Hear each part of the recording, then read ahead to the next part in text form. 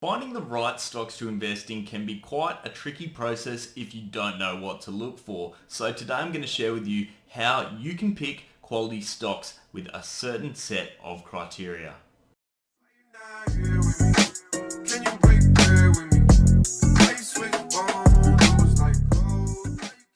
How's it going, guys? Ryan here with another investing video, and today we're talking about how to pick quality stocks and, more importantly, what is the investing criteria that you should use to pick those quality stocks. But before we get into that, guys, please remember to like this video. It helps me out so much, especially with the algorithm, and subscribe to keep up to date with all the latest and greatest content on the channel, and leave down below some of the investing criteria that you use as an investor that you found to be successful when investing in the stock market. So without further ado, guys, let's get straight into the video. So for me as an investor, I struggled when I was new to the investing game because I didn't know what I needed to look for in a company.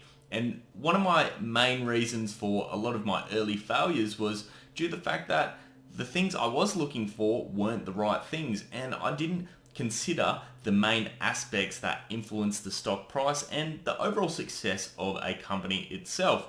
Now, typically I invest in the micro cap or the penny stock sort of space, so you're looking at smaller emerging type companies which have a lot more risk associated with them but a lot more rewards. So today I'll be focusing more towards that side of things when I'm talking about the investing criteria that I use to select those stocks. So the first piece of criteria that I use is capex. Low capex is extremely important when investing in a small company due to the fact that there is lots of upfront costs which are generically associated with getting a business running. If you're talking mining, drilling programs, getting a plant operational, all these sorts of things that will result in large upfront costs. If there is a large upfront cost, a small company can't generally support that without taking on debt, without having to go down other financing sort of routes. And as a result, it's a lot harder to A, get it off the ground, but B, pay back that initial money that they've had to spend in order to get the company going. This then flows into, okay, we've got the capex costs there, let's keep them down low. So you want those ones which are low. Same as the operational costs. You want low OPEX costs as well. So once the facility is running, you want to make sure that they are running the facility or whatever sort of business they are at an economical rate. You want to be making sure that when they're doing their studies, their pre-feasibility studies, for instance, their definitive feasibility studies, all these sorts of things, that they're going to be turning a profit. You want to make sure that margin is significant enough to be sustainable, and in particular when you're talking times like COVID or market dips and that sort of thing, you want to make sure that they can withstand what is currently going on within the economic and global environment. So you want to make sure it's low upfront costs, low capex, and low operational costs, low OPEX. They're the two key factors that you need to first look for when you're investing in a company. Now, this then flows into point number 3. And point number 3 is there needs to be either little to no debt. So when I look for a company, I'll go straight to the balance sheet and the financial statements and see how much debt does this company have. But more importantly, when we're talking, once again, the capex costs and the OPEX costs, are they likely to need debt in the future?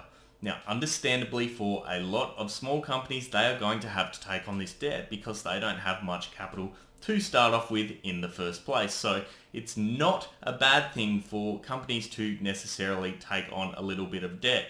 The issue is when it becomes exorbitant. And I've been in a situation where I've invested in companies which are taking out debt to pay off debt to pay off debt.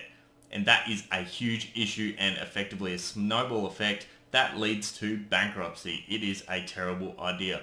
So making sure there is minimal debt or no debt if possible, or if there is debt, making sure they have a plan in place to repay that debt very, very quickly. So low capex, low OPEX, low to little or no debt at all. 3 key factors you need to look for. Now, factor number 4 is having cash on hand.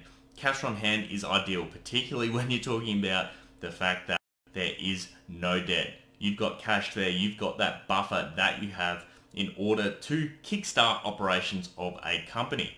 And with that cash, it can be raised in a number of different fashions. So you might find directors are putting their own money in. You might find that they're issuing options, or potentially, as I said, in some circumstances, a little bit of debt, as long as it can be managed, is okay. So they have that cash, but you want to make sure they have that cash so that they can perform their operations or their exploration activities or their startup activities to a proper extent.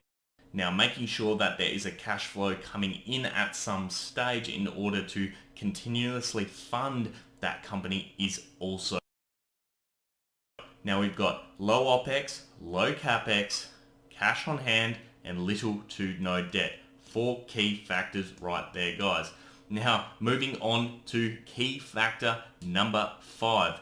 And this is an interesting one, and it comes down to the management team. You want to make sure you're invested in a company which has a qualified and knowledgeable management team. You want to make sure you do your research on these people. Are they, as I mentioned before, qualified? Do they know what they're talking about? Have they been in the industry for a long time? What is their history working for other companies or their relative experience? Look for these things, and a fantastic way to know if the management team is strong is by watching interviews. Simple as that. You can see if a managing director, for instance, understands the company that they are running purely from what they are talking about in interviews, how they're explaining certain concepts, what they're talking about for future plans, and how they have experienced similar situations in the past. This is fundamental. At the end of the day, these are the captains of your ship, the management team. If you do not have a strong captain at the wheel of your ship, then it is going to go astray. This is terrible, and it is a huge factor for a lot of companies going downhill due to the fact that they don't have that strong leader there. They don't have that person who knows where the company needs to go, where it is now, and how they're going to progress. So for instance, if you don't have an MD who knows how to manage debt, then you're going to have financial issues. Perfect example right there, guys. Now, that is 5 key factors: low OPEX, low CAPEX. Management team needs to be very, very good.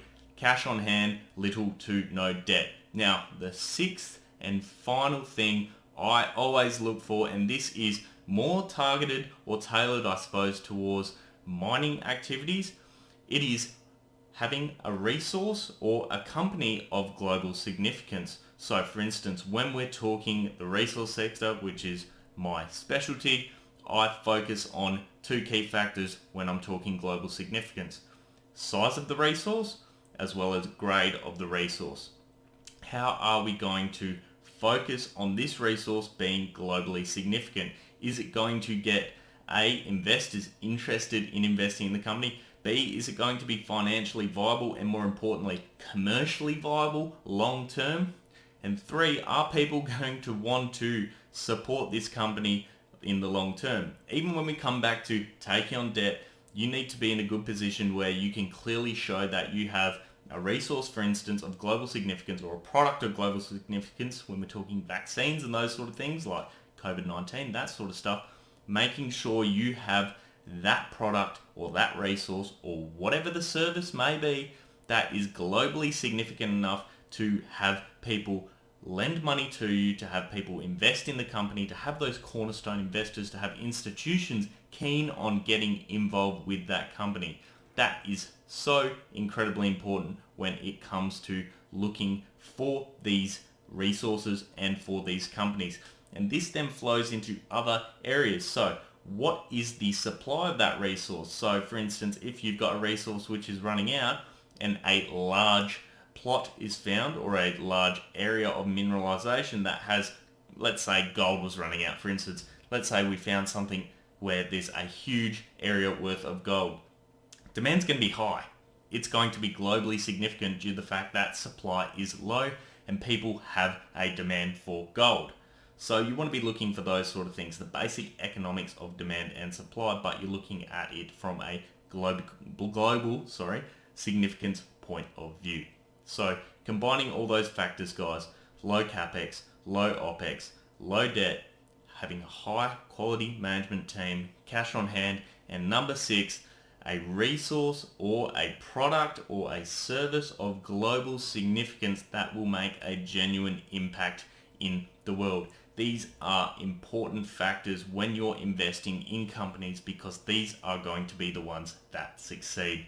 So guys, I hope you did enjoy today's video. If you did, please remember to leave a like and subscribe for more content like this. And as I said before, leave down below some of the things that you look for when you are choosing a company that have been successful in the past. So with that, guys, I hope you do have an awesome day and I'll see you next time. Cheers.